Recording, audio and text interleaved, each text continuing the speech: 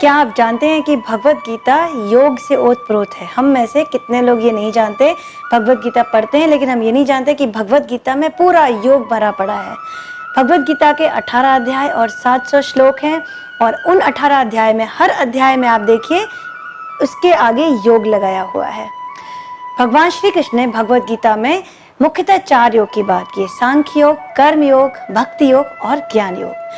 और उन्होंने 3 परिभाषाएं दी हैं योग की: योगः कर्मसु कौशलम, योगः समाधि, समत्वम योग उच्यते। इन तीनों का मतलब योगः समत्वम योग उच्यते का मतलब कि योगी सभी परिस्थितियों में सेम यानी बैलेंस्ड रहता है, ना खुश होता है ना दुखी होता है।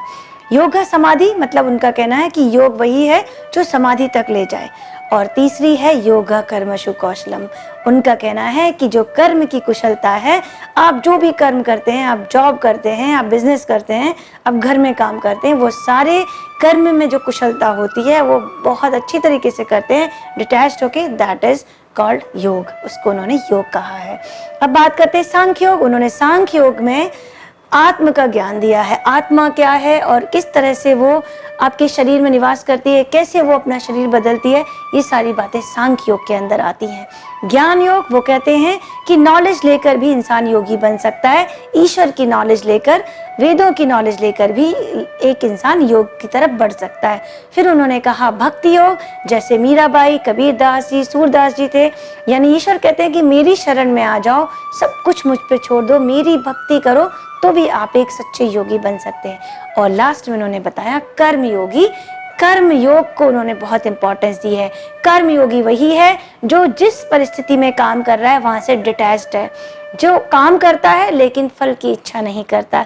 वो कहते हैं कर्मण्येवाधिकारस्ते मा फलेषु कदाचन, क्योंकि आप कर्म करो, आप अच्छा करोगे या बुरा, मैं हर कर्म का फल देता ही देता हूँ। आप उसकी आशा करते हो तो आपका कर्म जो है अटैच हो जाता है और उस कर्म का कोई फायदा नहीं होता। तो कर्मयोगी फल की इच्छा किए बिना कर्म करता है। ये था आज का गीता का ओवरव्यू।